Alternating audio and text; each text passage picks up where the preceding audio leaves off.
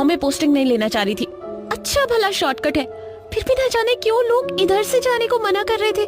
शायरा, अगर गांव वाले मना कर रहे थे तो तुम्हें उधर से नहीं आना चाहिए था। खैर, अपना ध्यान गाड़ी चलाने पर लगाओ, मैं कॉल रखता हूँ अभी। जैसे ही शायरा ने कॉल रखा, उसकी गाड़ी धुक धुक करते हुए रुक गई। उसने कई बार चाबी घुमाकर स्टार्ट करने की कोशिश की, पर सब बेकार रहा। उसने सामने देखा तो दूर दूर सिवाय अंधेरे और सन्नाटे के कुछ नहीं दिख रहा था। ऊपर से आसपास से आने वाले कुत्ते और भेड़ियों की आवाजों से उसकी बेचैनी बढ़ती जा रही थी। उसने अपना मोबाइल उठाया ताकि नीलेश से मदद मांग सके, पर मोबाइल में नेटवर्क नहीं आ रहा था। इसलिए शायरा खुद ही हिचकिचाती हुई गाड़ी से नीचे उतरी ताकि देख सके कि आखिर दिक्कत क्या है। गाड़ी से उतरते ही उसे आसपास की अजीब आवाजें और भी तेज सुनाई देने लगी। जब उसने घबराते हुए अपनी गाड़ी का बोनट खोला तो उसमें से बेहिसाब धुआं बाहर निकलने लगा, जिससे वो खुद को खांसने से रोक नहीं पाई। फिर जब धुआं छटा तो उसने पाया कि इंजन बहुत गर्म हो गया है। उसे नॉर्मल करने के लिए उसने इंजन के वाटर बॉक्स में पानी भर दिया। फिर जैसे ही उसने गाड़ी के बोनट को नीचे किया तो सामने एक लाल गुब्बारा दिखा, खूनी लाल, जो बोनट के ऊपर ही लहरा रहा था। गुब्बारे को देखकर शायरा चौंक गई, क्योंकि दूर दूर तक उसके सिवा वहाँ कोई नहीं था। उसने घबराते हुए उस गुब्बारे को पकड़ने की कोशिश की, पर इससे पहले कि वो उस गुब्बारे को पकड़ पाती, हवा के एक झोंके के साथ वो उड़ने लगा। शायरा ने गुब्बारे की तरफ ऐसे देखा जैसे पता नहीं क्या उससे छूट कर जा रहा है, और फिर वो बिना कुछ सोचे समझे उस गुब्बारे के पीछे पीछे चल पड़ी। हर बार वो उस गुब्बारे की डोर को पकड़ने के लिए हाथ आगे बढ़ाती और हर बार वो हाथ से छूटकर गुब्बारा आगे निकल जाता। ऐसा करते करते शायरा गुब्बारे के साथ अपनी कार से दूर जंगल में एक काठ के घर के पास पहुंच गई, जहां पहुंचकर उसे याद आता है कि वो अपनी गाड़ी से बहुत दूर निकल आई है। जिसके बाद वो वहां से उल्टे पांव अपनी गाड़ी की तरफ बढ़ने को हुई ही थी कि अचानक वो लाल गुब्बारा एक तेज आवाज के साथ फट गया और उसके साथ ही उस घर का दरवाजा खुला, जिसके अंदर से अनगिनत चमगादड़ बाहर उड़ाए। और फिर एक दरवाजे की चौखट को पकड़ते हुए कोई उसके पीछे से अपना आधा मुंह बाहर निकालता है, जिसकी आंखें काली स्याह और सर पर एक अजीब पगड़ी थी। उसे देखते ही शायरा चीख पड़ी। उसने डरते हुए उससे पूछा, कौन हो तुम? बाहर क्यों नहीं आते और इस वीरान जंगल में क्यों रहते हो? शायरा के सवाल का उस पर कोई असर नहीं पड़ा, इसलिए एक बार उसने फिर से चीखते हुए पूछा, अरे कौन हो तुम? गुब्बारे वाला, इधर अंदर आ जाओ, गुब्बारे दूंगा मैं तुम्हें, यही चाहिए ना, आओ ले लो। उसकी आवाज इतनी भयानक थी कि शायरा के मन में फिर से एक बात आई कि वो वहां से भाग जाए। फिर उसने आओ देखा न ताव और उल्टे पैर वहां से भागने को हुई ही थी कि कुछ ऐसा हुआ जैसे किसी ने उसके बालों को पकड़कर उसे अंदर घसीट लिया हो। गुब्बारे वाले ने भी भयानक मुस्कान के साथ दरवाजा एक झटके में बंद कर लिया। ये क्या बात हुई? सिर्फ गाड़ी मिली, मेरी बीवी कहाँ गई? देखिए श्रीमान, तनिक अपना आवाज नीचे कीजिए। ये पुलिस स्टेशन है, आपका ससुराल नहीं है, हाँ? और मना किया था ना गांव वालों ने, फिर भी जेम्स बॉन्ड बनने की क्या जरूरत थी, हैं? हो गया ना कांड। और आपकी बीवी पहले नहीं है और ना ही आखिरी होगी। अरे भला भूत प्रेत के मामले में हम पुलिस वाले क्या करेंगे, है ना श्यामलाल? जी सरकार। देखिए, हम फिर भी कोशिश करेंगे, पर आज तक कोई मिला ही नहीं, तो आपकी बीवी कौन सी? खैर, कोशिश करेंगे हम, आप जाइए। नीलेश समझ गया था कि इन पुलिस वालों के वश में कुछ भी नहीं है। ऊपर से उसने गांव वालों से पूछताछ में जितना भी सुना, उससे वो समझ गया था कि उस रास्ते में कुछ तो ऐसा है जो काफी अजीब है। नीलेश मॉडर्न था, पर उसे भूत प्रेत जैसी चीजों में विश्वास भी था, इसलिए वो इंटरनेट पर भी इस जगह के बारे में छानबीन करने लगा। तभी उसके मोबाइल पर एक नोटिफिकेशन आया, the great ghost hunter want to quit hunting. Nilesh ने आज तक घोस्ट हंटिंग के बारे में बस सुना ही था, लेकिन उस घोस्ट हंटर की कहानी पढ़ उसे ये विश्वास हो गया था कि हो न हो उसकी बीवी शायरा को ढूंढने में वो ही उसके काम आ सकता है। इसलिए वो उस गांव से काफी दूर पहाड़ों की तरफ उस घोस्ट हंटर को ढूंढने निकल पड़ा, जिसके बारे में उसे बस इतना पता था कि वो हिमाचल में कहीं रहता है। पर कहते हैं ना कि प्यासे तालाब को ढूंढ ही लेते हैं, वैसे ही नीलेश ने भी उस घोस्ट हंटर के पते को ढूंढ निकाला। वो घोस्ट हंटर कपल हिमाचल की भीड़ भाड़ से दूर एक पहाड़ी के कोने में रहते हैं। जैसे ही नीलेश वहाँ पहुँचा, एक अधेड़ उम्र का आदमी बोला, तुम आ ही गए नीलेश। मैंने कहा था मिस्टर एंड मिसेस चार्ल्स को तुम उनका पता ढूंढ ही निकालोगे। तुम्हें मेरा नाम कैसे पता? मुझे और भी बहुत कुछ पता है नीलेश, क्योंकि मैं एक आत्मा हूँ। घबराओ मत, चार्ल्स के यूनिवर्स में मेरे जैसे और भी बहुत अनोखे नमूने हैं। इस वक्त तुमने जिस गमले पे हाथ रखा है असल में वो शापित है। ओह, आराम से, अगर ये टूटा तो वो आजाद हो जाएगा। और वो तो मेरे जैसा मासूम भी नहीं है। अगर तुम ये सब जानते हो तो ये भी बता दो कि मेरी बीवी कहाँ है। नीलेश, ये सब उनको ही जान पाता है जो हमें तलाश रहे होते हैं। ज्यादा उम्मीद मत लगाओ इस नटखट आत्मा से, और तुम यूं ही मत घुमा करो वरना फिर से कैद कर दूंगा। मिस्टर चार्ल्स के इतना कहते ही वो आत्मा गायब हो गई। चार्ल्स भी नीलेश को अपने घर के अंदर ले गए, जो किसी नॉर्मल इंसान के घर जैसा बिल्कुल भी नहीं था। उसका हर एक कोना वहाँ रखी हर एक चीज बयां कर रही थी कि ये घर एक घोस्ट हंटर का ही है। अंदर पहुँचते ही चार्ल्स नीलेश से कहता है, पता है हमें दूसरे धर्म का सम्मान करना चाहिए, फिर भले ही उसमें आस्था हो या ना हो। ठीक इसी तरह भूत पिशाच या किसी पैरानॉर्मल चीजों से बचकर रहना चाहिए। फर्क नहीं पड़ता कि आप भूत में विश्वास रखते हैं या नहीं। शायरा को उस रास्ते पर नहीं जाना चाहिए था, लेकिन वो गई। लोगों के मना करने के बाद भी गई। देखिए मिस्टर चार्ल्स, ये बात तो सभी कह रहे हैं, तभी तो मैं आपके पास आया हूँ। प्लीज आप उसे बचा लीजिए। नीलेश की इस बात पर चार्ल्स ने अपनी नजरें फेरते हुए कहा, माफ करना पर हमने घोस्ट हंटिंग छोड़ दी है।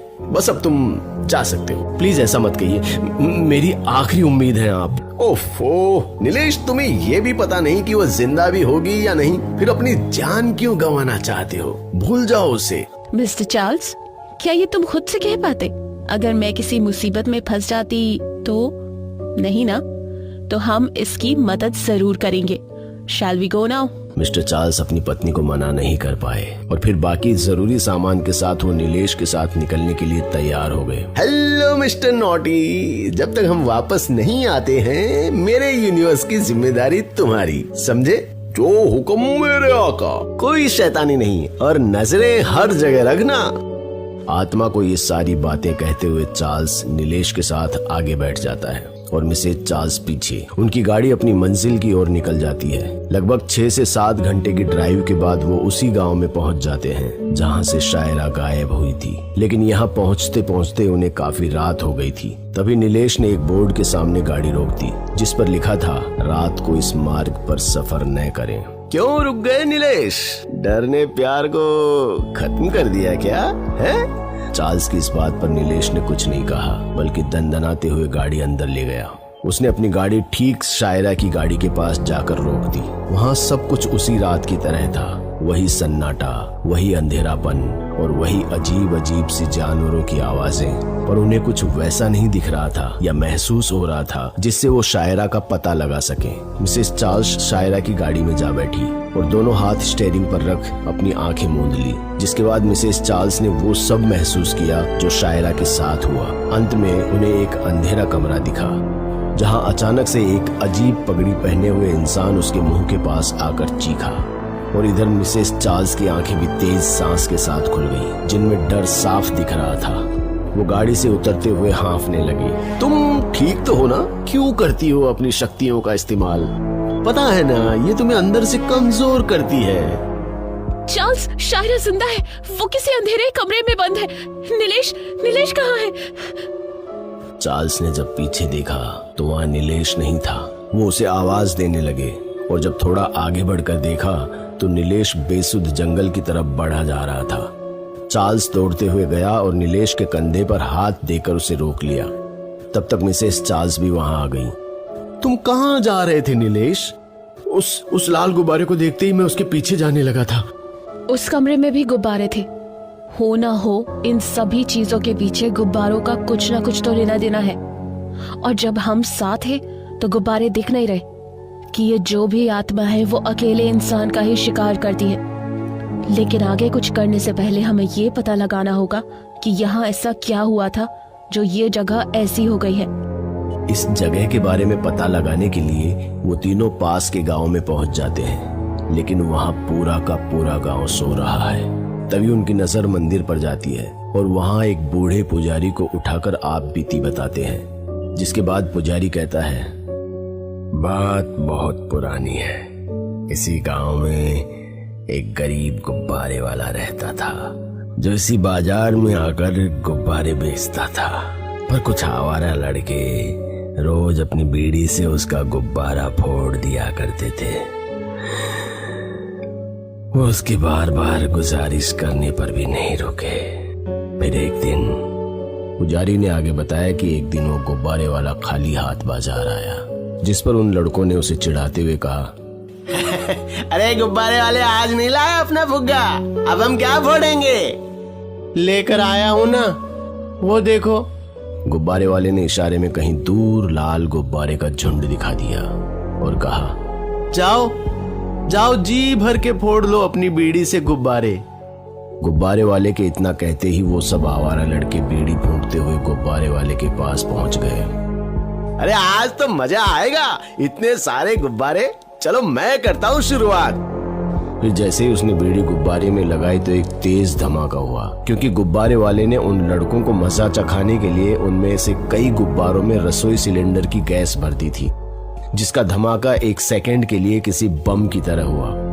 इस बात का अंदाजा खुद गुब्बारे वाले को भी नहीं था, पर वो लड़के इससे पूरी तरह झुलस गए, जिसके बाद उनके परिवार वालों ने गुब्बारे वाले का हाल पूरा कर दिया और जंगल में एक काठ के घर में बंद कर दिया, जहां वो भूख और प्यास से मर गया, जहां से आज तक किसी ने उसकी लाश भी नहीं हटाई। पुजारी की बात सुनकर मिस्टर एंड मिसेस चार्ल्स ये समझ गए थे कि वो भूत कोई और नहीं बल्कि गुब्बारे वाला ही है। साथ ही उन्हें उसकी कमजोरी का भी पता चला कि वो भीड़ से डरता है, क्योंकि एक भीड़ ने ही उस अकेली जान को तड़पा तड़पा कर मारा था, इसलिए वो भी बस अकेले इंसान को देखकर ही मारता है। पुजारी की मदद से चार्ल्स उसी जगह पहुंच गया जहां उस गुब्बारे वाले को मारा गया था। वहां पहुंचते ही मिसेस चार्ल्स ने कहा, यही वो जगह है जहाँ उसने शायरा को रखा है।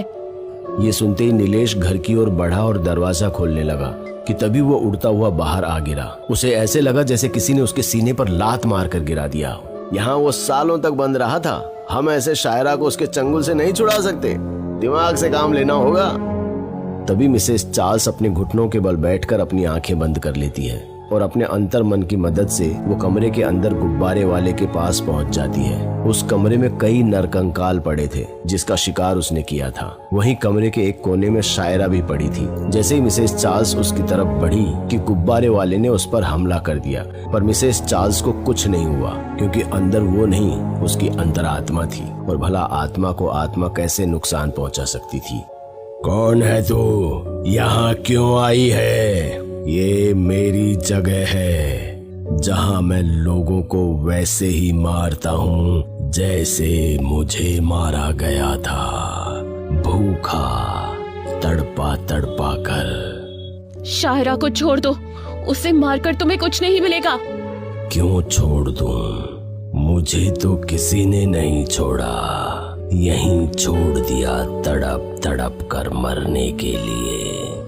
उसकी ना सही, पर उसके पेट में पल रहे बच्चे की तो फिक्र करो।